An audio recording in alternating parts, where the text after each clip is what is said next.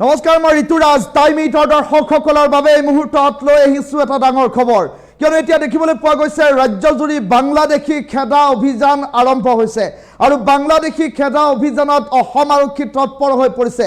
আৰু তাৰ মাজতে ৰাজ্যৰ এটা সংখ্যালঘু সংগঠন নেমচুৰ সভাপতিগৰাকীয়ে মন্তব্য প্ৰকাশ কৰিছে, ৰাজ্যৰ পৰা বাংলাদেশী খেদক আমি সহায় কৰিম, কিন্তু বাংলাদেশী চিনাক্তকৰণৰ নামত ভাৰতীয় মুছলমানক যদি হাৰাশাস্তি কৰা হয়, ভাৰতীয় মুছলমানক যদি দিগদাৰ কৰা হয়, তেনেহ'লে পৰিস্থিতি কিন্তু ভয়ংকৰ হ'ব। ইয়াৰ ক্ষেত্ৰত কিন্তু নেমচুৱে মাত মাতিব, এনে কেতবোৰ কথা এতিয়া উল্লেখ কৰা পৰিলক্ষিত হৈছে। এই ডাঙৰ খবৰটো টাইম এইটৰ দৰ্শকসকলক এই মুহূৰ্তত জনাইছোঁ। বাংলাদেশী খেদক আমি সহায় কৰিম, এই মন্তব্য কৰিছে নেমচুৱে। অসমৰ সংখ্যালঘু সংগঠন নেমচুৰ সভাপতিগৰাকীয়ে কৰিছে মন্তব্য, ভাৰতীয় মুছলমান নাগৰিকক দিগদাৰ কৰিলে মানি লোৱা নহ'ব। নেমচুৰ সভাপতি বদৰুল ইছলামে কৰিছে ডাঙৰ মন্তব্য। ইতিমধ্যে দেখিবলৈ পোৱা গৈছে সমগ্ৰ দেশৰ বাবে এই সিদ্ধান্ত দিয়া হৈছে, কেন্দ্ৰীয় চৰকাৰৰ তৰফৰ পৰা সিদ্ধান্ত দিয়াৰ পাছতে ৰাজ্যটো আৰম্ভ হৈছে এতিয়া বাংলাদেশীক বিতৰণ কৰাৰ প্ৰক্ৰিয়া। হিন্দু অথবা মুছলমান দুয়োটা পৰ্যায়ৰ বাংলাদেশীক খেদাৰ আহ্বান।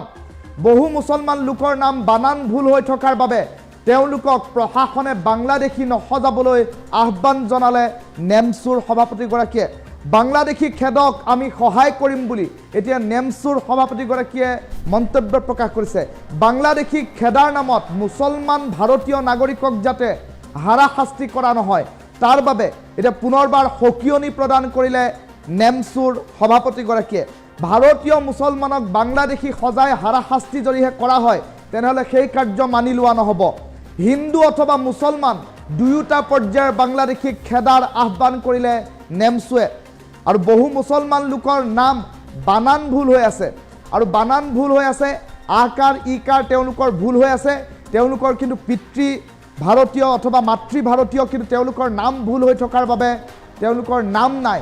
তেনে পৰিপ্ৰেক্ষিতত তেওঁলোকক বাংলাদেশী সজাই যাতে ডিটেনশ্যন কেম্পলৈ পঠিয়াই হাৰাশাস্তি কৰা নহয়, তাৰ বাবে বাৰম্বাৰ আহ্বান জনোৱা পৰিলক্ষিত হৈছে।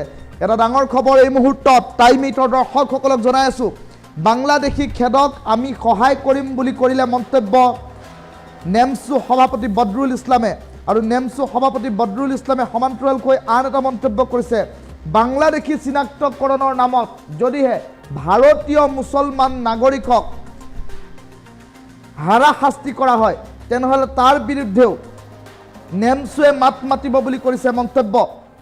এটা ডাঙৰ খবৰ এই মুহূৰ্তত জনাই আছোঁ, বাংলাদেশী খেদক আমি মুছলমান জনতাই সহায় কৰিম, কিন্তু ভাৰতীয় মুছলমান নাগৰিকক বাংলাদেশীৰ নামত যদি দিগদাৰী কৰা হয়, হাৰাশাস্তি কৰা হয়, তেনেহ'লে এই কাৰ্য মানি লোৱা নহ'ব, ইয়াৰ বিৰুদ্ধে প্ৰতিবাদ হ'ব।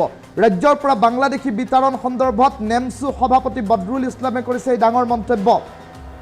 আৰু বহু মুছলমান জনতাৰ পিতৃ মাতৃ ভাৰতীয়, কিন্তু তেওঁলোকৰ নামৰ আকাৰ ইকাৰ ভুল হৈ আছে। তেনে পৰিপ্ৰেক্ষিতত সেইসকল লোকক যাতে হাৰাশাস্তি কৰা নহয়, তাৰ বাবে বাৰম্বাৰ আহ্বান জনোৱাৰ কথা ইতিমধ্যেই উল্লেখ কৰিছে নেমচুৰ সভাপতিগৰাকীয়ে। নেমচু সভাপতি বদৰুল ইছলামৰ মন্তব্য আছে টাইম এইটৰ দৰ্শকসকলক এই মুহূৰ্তত প্ৰথম এই মন্তব্যটো শুনাই লৈছোঁ। যিসকল বিদেশী, সেই বিদেশীক আইনগতভাৱে বহিষ্কাৰ কৰিলে অসমৰ মুছলমানসকলৰ কোনো আপত্তি নাই, নেমচুৰো কোনো আপত্তি নাই। যদি চৰকাৰে প্ৰকৃত বিদেশীক বহিষ্কাৰ কৰে, তেতিয়াহ'লে আমি চৰকাৰক সহায় কৰিম। আৰু বিদেশীৰ নামত যদি ভাৰতীয়সকলক অত্যাচাৰ কৰা হয় বা ভাৰতীয়সকলক বিদেশী সজোৱা হয়, তেতিয়াহ'লে কিন্তু আমি গণতান্ত্ৰিকভাৱে প্ৰতিবাদ কৰিবলৈ আমি সাজু আছোঁ। চাওক, অসম বিভিন্ন জাতি জনগোষ্ঠীৰ এটা সমন্বয়স্থলী, আৰু এই সমন্বয়স্থলীত সকলো জাতি জনগোষ্ঠীৰ লোকে অতীজৰ পৰা মিলা প্ৰীতিৰে বসবাস কৰি আহিছে। একাংশই সাম্প্ৰদায়িক দৃষ্টিভংগীৰে বিভিন্ন সময়ত মিয়া মুছলমানসকলক দাড়িঅলা, লুঙিঅলা, টুপিঅলা দেখা পালেই বাংলাদেশী বুলি কপৰ্থনা কৰি আহিছে। গতিকে মই অসম চৰকাৰৰ সন্মানীয় মুখ্যমন্ত্ৰী ডাঙৰীয়াক মই অনুৰোধ জনাম যে প্ৰকৃত ভাৰতীয় মানুহক যাতে বিদেশীৰ নামত সন্দেহজনকভাৱে কেতিয়াও হাৰাশাস্তি কৰা নহয়, তাৰ ওপৰত নজৰ ৰাখিব লাগিব। আপোনালোকে জানে যে বিটিআৰৰ ফকীৰাগ্ৰামৰ EM অৰূপ কুমাৰ দে আমাৰ এটা ইফতাৰ অনুষ্ঠানত কিছুদিন পূৰ্বে আমৰাও বাংলাদেশী, তোমৰাও বাংলাদেশী, আমাৰ তেওঁৰ লিগেচি বুলি একেই বুলি কৈছিলে। কিন্তু সেই বিষয়টো অসম বিজেপি বা প্ৰশাসনে আজিলৈকে তদন্ত নকৰিলে ই এক ৰহস্যজনক কথা। নে তেওঁ হিন্দু সম্প্ৰদায়ৰ হোৱাৰ কাৰণে তেওঁ সেই কথা যিখিনি কৈছে সেই কথাটো তদন্ত নহ'ল, সেয়ে আমি দুখ পাইছোঁ। গতিকে মুখ্যমন্ত্ৰী ডাঙৰীয়াক অনুৰোধ জনাইছোঁ এই বিষয়টো তদন্ত হ'ব লাগে। আৰু সন্দেহজনকভাৱে বা সৰু সুৰা আকাৰ ইকাৰ মানে ভুলবশতঃ যদি কাৰোবাৰ বা দেউতাক ভাৰতীয় হয়, মাক ভাৰতীয় হয়, ভাই ককাই অঙহী বঙহী ভাৰতীয় হয়, আকাৰ ইকাৰ ভুলত যাতে কাকো সন্দেহজনকভাৱে নামৰ ভুলত যাতে কাকো বিদেশী সজোৱা নহয়, তাৰ বাবে আমি চৰকাৰক অনুৰোধ জনাইছোঁ। মুঠতে অসম বিদেশীৰ ৰম্যভূমি নহয়, অসম বিদেশীৰ চৰণীয়া পথাৰ নহয়, কিন্তু সেই বুলি ভাৰতীয়ক যাতে অত্যাচাৰ কৰা নহয়। বিদেশী খেদা ক্ষেত্ৰত আমি চৰকাৰ আৰু প্ৰশাসনৰ লগত আছোঁ, কিন্তু স্বদেশীৰ স্বাৰ্থত স্বদেশীৰ সুৰক্ষাৰ স্বাৰ্থতো আমি নেমছোঁ বা অসমৰ মুছলমানসকলে চৰকাৰ প্ৰশাসনৰ লগত থাকিব। প্ৰকৃত যিসকল বিদেশী সেই বিদেশীক আইনগতভাৱে বহিষ্কাৰ কৰিলে অসমৰ নেমছু সভাপতি বদৰুল ইছলামে মন্তব্য প্ৰকাশ কৰি উল্লেখ কৰিছে যে ইতিমধ্যে বাংলাদেশী খেদাৰ বাবে যি প্ৰক্ৰিয়া ইতিমধ্যে আৰম্ভ কৰা হৈছে, বাংলাদেশী খেদাৰ বাবে আৰম্ভ কৰা প্ৰক্ৰিয়াত অসমৰ মুছলমান জনতাই সহায় কৰিব। আৰু তেনে পৰিপ্ৰেক্ষিতত অসমৰ মুছলমান জনতাই সহায় কৰিব তেতিয়াহে যদিহে প্ৰকৃত বাংলাদেশীক চিনাক্ত কৰি অসম অথবা ভাৰতৰ পৰা বিতৰণ কৰাৰ কাৰ্য হাতত লয়। কিন্তু ইয়াৰ পৰিৱৰ্তে যদি ভাৰতীয় মুছলমান নাগৰিকক হাৰাশাস্তি কৰা হয় তাৰ বিৰুদ্ধে কিন্তু প্ৰতিবাদ হ'ব। ৰাজ্যৰ মুখ্যমন্ত্ৰীগৰাকীলৈ এই আহ্বান নেমছু সভাপতিগৰাকীৰ। ভাৰতীয় মুছলমানক বাংলাদেশী সজাই হাৰাশাস্তি কৰিলে মানি লোৱা নহ'ব বুলি উল্লেখ কৰিছে। হিন্দু অথবা মুছলমান দুয়োটা ধৰ্মৰ বাংলাদেশীক খেদাৰ আহ্বান জনোৱা হৈছে। বহু মুছলমান লোকৰ নাম বানান ভুল হৈ আছে, তেওঁলোকৰ পিতৃ মাতৃ কিন্তু ভাৰতীয়। তেনে পৰিপ্ৰেক্ষিতত তেওঁলোকৰ পিতৃ মাতৃ ভাৰতীয় হোৱাৰ পাছতো তেওঁলোকৰ নামসমূহ ভুল হৈ থকাৰ বাবে তেওঁলোকক যাতে জোৰ জুলুমকৈ বাংলাদেশী সজোৱা নহয় সেই কথা নেমছুৰ সভাপতিগৰাকীয়ে উল্লেখ কৰিছে। মন্তব্যটো পুনৰ শুনাইছোঁ। প্ৰকৃত যিসকল বিদেশী সেই বিদেশীক আইনগতভাৱে বহিষ্কাৰ কৰিলে অসমৰ মুছলমানসকলৰ কোনো আপত্তি নাই, নেমছুৰো কোনো আপত্তি নাই। যদি চৰকাৰে প্ৰকৃত বিদেশীক বহিষ্কাৰ কৰে তেতিয়াহ'লে আমি চৰকাৰক সহায় কৰিম। আৰু বিদেশীৰ নামত যদি ভাৰতীয়সকলক অত্যাচাৰ কৰা হয় বা ভাৰতীয়সকলক বিদেশী সজোৱা হয় তেতিয়াহ'লে কিন্তু আমি গণতান্ত্ৰিকভাৱে প্ৰতিবাদ কৰিবলৈ আমি সাজু আছোঁ। চাওক, অসম বিভিন্ন জাতি জনগোষ্ঠীৰ এটা সমন্বয়স্থলী আৰু এই সমন্বয়স্থলীত সকলো জাতি জনগোষ্ঠীৰ লোকে অতীজৰ পৰা মিলা প্ৰীতিৰে বসবাস কৰি আহিছে। একাংশই সাম্প্ৰদায়িক দৃষ্টিভংগীৰে বিভিন্ন সময়ত মিয়া মুছলমানসকলক দাড়িঅলা, লুঙিঅলা, টুপিঅলা দেখা পালেই বাংলাদেশী বুলি ককৰ্থনা কৰি আহিছে। গতিকে মই অসম চৰকাৰৰ সন্মানীয় মুখ্যমন্ত্ৰী ডাঙৰীয়াক মই অনুৰোধ জনাম যে প্ৰকৃত ভাৰতীয় মানুহক যাতে বিদেশীৰ নামত সন্দেহজনকভাৱে কেতিয়াও হাৰাশাস্তি কৰা নহয় তাৰ ওপৰত নজৰ ৰাখিব লাগিব। আপোনালোকে জানে যে বিটিআৰৰ ফকীৰাগ্ৰামৰ EM অৰূপ কুমাৰ দে আমাৰ এটা ইফতাৰ অনুষ্ঠানত কিছুদিন পূৰ্বে আমৰাও বাংলাদেশী তোমৰাও বাংলাদেশী আমাৰ তেওঁৰ লিগেচি বুলি একেই বুলি কৈছিলে। কিন্তু সেই বিষয়টো অসম বিজেপি বা প্ৰশাসনে আজিলৈকে তদন্ত নকৰিলে ই এক ৰহস্যজনক কথা। নে তেওঁ হিন্দু সম্প্ৰদায়ৰ হোৱাৰ কাৰণে তেওঁ সেই কথা যিখিনি কৈছে সেই কথাটো তদন্ত নহ'ল, সেয়ে আমি দুখ পাইছোঁ। গতিকে মুখ্যমন্ত্ৰী ডাঙৰীয়াক অনুৰোধ জনাইছোঁ এই বিষয়টো তদন্ত হ'ব লাগে।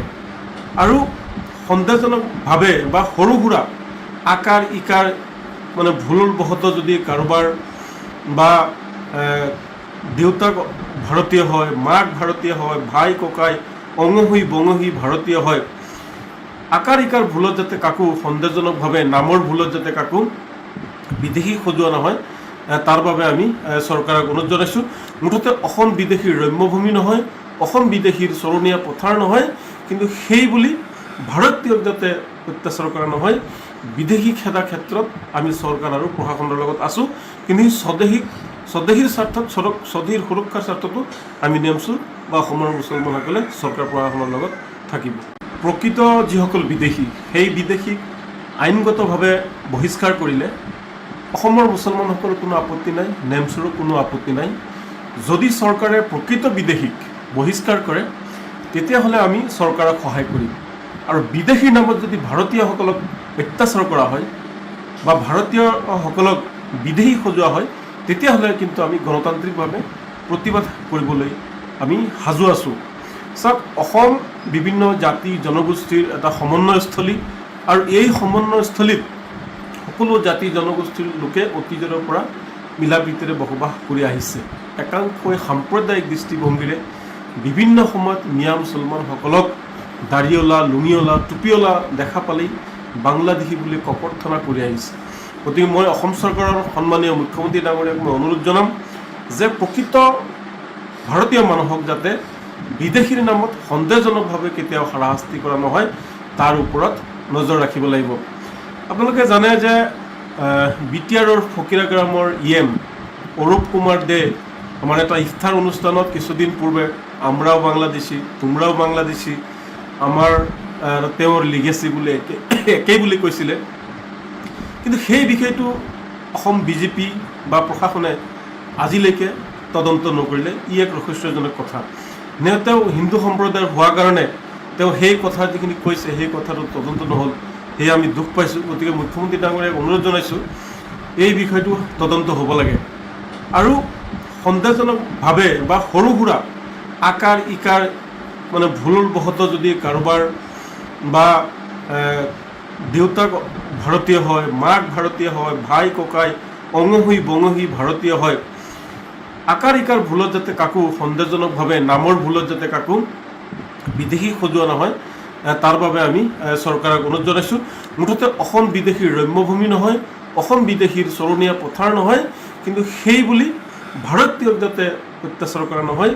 বিদেশী খেদা ক্ষেত্ৰত আমি চৰকাৰ আৰু প্ৰশাসনৰ লগত আছোঁ, কিন্তু স্বদেশীৰ স্বাৰ্থত স্বদেশীৰ সুৰক্ষাৰ স্বাৰ্থতো আমি নেমছোঁ বা অসমৰ মুছলমানসকলে চৰকাৰ প্ৰশাসনৰ লগত থাকিব। প্ৰকৃত যিসকল বিদেশী, সেই বিদেশীক আইনগতভাৱে বহিষ্কাৰ কৰিলে অসমৰ মুছলমানসকলৰ কোনো আপত্তি নাই, নেমছৰো কোনো আপত্তি নাই। যদি চৰকাৰে প্ৰকৃত বিদেশীক বহিষ্কাৰ কৰে তেতিয়াহ'লে আমি চৰকাৰক সহায় কৰিম।